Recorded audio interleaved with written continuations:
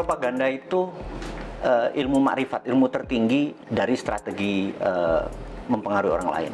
Jadi yang paling rendah namanya agitasi. Agitasi itu adalah mengajak, provokasi mengajak dan bergerak. Propaganda adalah changing mindset. Jadi ini semua bertahap.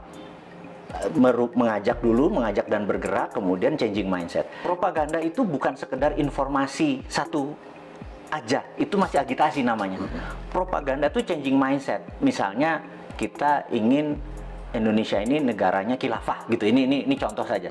Mereka punya cara melakukan agitasi, provokasi supaya nanti oh iya ya, kita harus merubah menjadi khilafah. Itu contoh propaganda. Namanya changing mindset. Jadi kalau sepotong-sepotong nggak bisa dibilang itu propaganda. Jadi harus hati-hati, sepotong-sepotong ini bagian dari puzzle-puzzlenya ini.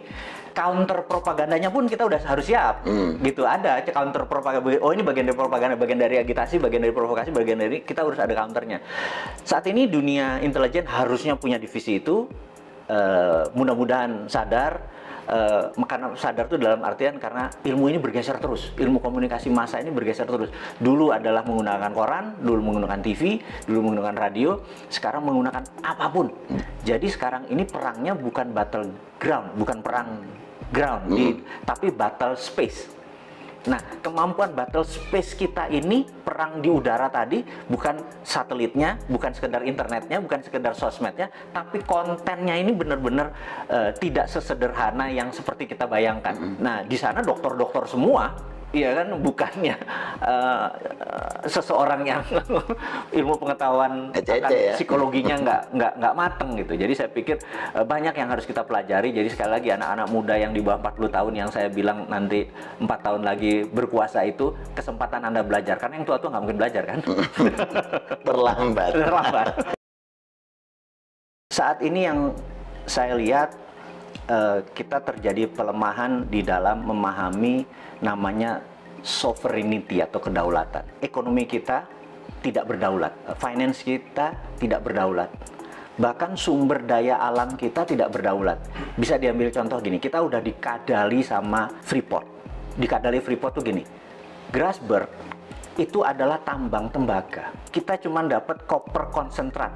Setelah diproses jadi konsentrat, dikirim anoda slime, dikirim tadi, dan kita tidak mendapatkan benefit koper konsentrat. Apa itu benefit? Begitu dia masuk ke smelter, maka outputnya adalah gold 100 ton per tahun, platinum 50 ton, dan ada uranium dari rare earth. Kita tidak mendapatkan benefit tersebut.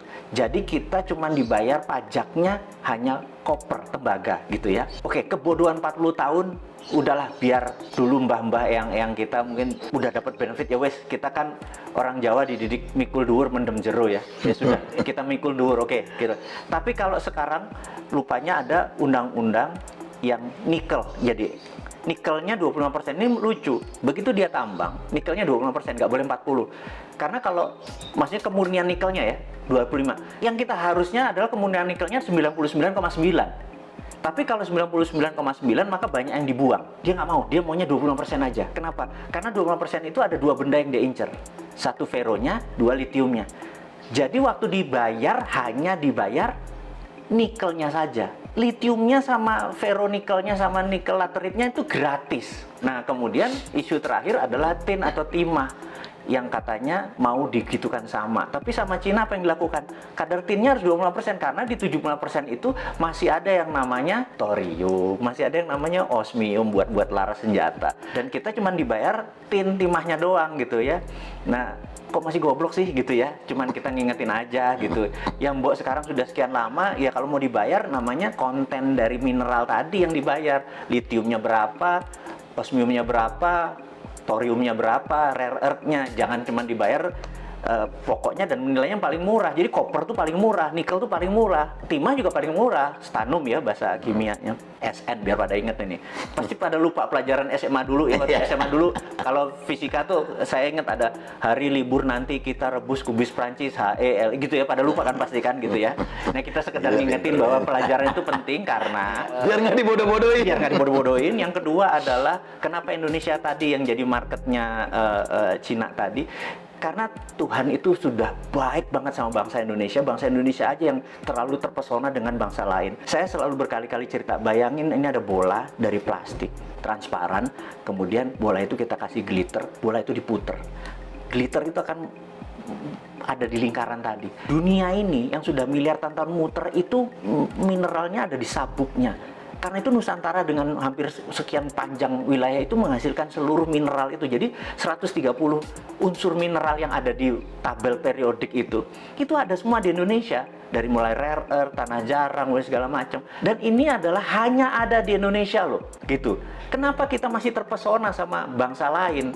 Ini aja digarap. Kalau kita mau berdaulat, kita buat aja namanya metal road gitu atau mineral road gitu ya. Dulu kan ada spice road misalnya gitu, jalan rempah ya, kita jalan mineral karena kita the only country yang punya itu semua di dunia ini. Itu yang membuat generasi nanti ya, yang 4 tahun lagi berkuasa tadi, ambil itunya Jo, gitu ya. Jangan lu pikirin yang tua-tua ini. Iya. Nah, Mas Bobi, coba Mas Bobi, ada nggak konspirasi yang paling serem dan berhasil sepanjang sejarah? Menurut saya adalah diambilnya emas Indonesia sebelum Pak Karno dikudeta, dan itu gerakannya cantik sekali sehingga depository emas kita lepas hampir 1000 ton gitu ya. Cakep sekali skenarionya dan itu bisa dibuktikan one of the best. Nah, ini kita ngomongin yang anget-anget nih. Kemarin nih kayaknya Pak Bos lagi marah-marah sama menterinya nih, ya kan? Gimana Mas Bobi menanggapi statement Presiden kemarin yang kayaknya bakal ada reshuffle kabinet nih, gimana nih? Kalau saya lihat tujuannya Pak Presiden adalah mengingatkan, jadi early warning untuk semuanya bergerak. Tapi kalau kapabilitas dan kapasitasnya memang tidak ada, menurut saya dalam 2-3 bulan ke depan benar-benar diganti secara fisik. Saran saya, karena ini bukan biasa saja, ini udah extraordinary, jadi udah bukan extraordinary lagi, udah extraordinary karena economic at war. Di dalam economic at war itu hampir no law, nggak ada hukum. Hukumnya adalah survival of the nation, hukumnya. Jadi gimana bangsa ini supaya survive. Jadi jangan, survive-nya harus cara kayak gini, nah itu lagi normal. Sekarang nggak peduli cara, yang penting bangsa ini survive, intact, utuh, dan cepat. Yang diganti saran saya adalah semuanya. Semuanya, bedol desa ya? Bedol desa. Semuanya bongkar ya? Benar. Nah, kalau menurut Mas Bobi, 5 negara yang punya sistem pemerintahan paling oke? Saat ini menurut saya negara yang paling oke adalah Cina. Karena struktur Cina adalah single party, partainya satu, yaitu PKC, Partai Komunis Cina, dan di dunia ada 7 negara yang single party, salah satunya Meksiko. Jadi dengan adanya single party, mereka bisa orang yang menjadi pemimpin itu benar-benar orang yang memang bukan 5 tahunan, memang punya karir dari bawah ke atasnya baik. Jadi bukan komunisnya sekali lagi ya, yang itunya ya. Jangan salah persepsi ya. Karena yang single party country. Jadi saya berharap suatu hari Indonesia akan mengadopsi itu, revolusi lagi, bener nggak? Sekarang kebanyakan ya? Sekarang terlalu banyak gitu ya. Karena 2-3 pun akan terus seperti Amerika, tapi seperti Meksiko kita tahu dia single party country. Itu saya usulkan one of the best solusi adalah single party country, di mana mereka mau yang menjadi abdi negara, mau jadi public servant, memang berkarir dari bawah gitu ya.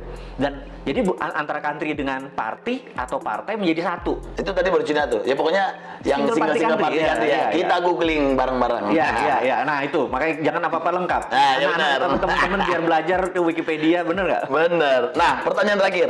5 figur paling cocok sebagai pemimpin Indonesia versi Mas Bobi. Jadi satu yang di 2024 saya harapkan adalah satu muda. Anak-anak muda ya? Iya, muda kalau bisa milenial. Milenial artinya tidak lebih 44 tahun. Yang kedua adalah dia nasionalis, jadi bukan globalis. Ketiga dia harus religius, gitu ya. Terus dia percaya terhadap pluralisme, perbedaan, dan sangat toleran. Jadi ya, kalau ada di dalam satu figur, dia adalah figur yang paling cocok memimpin negara ini. Mantap.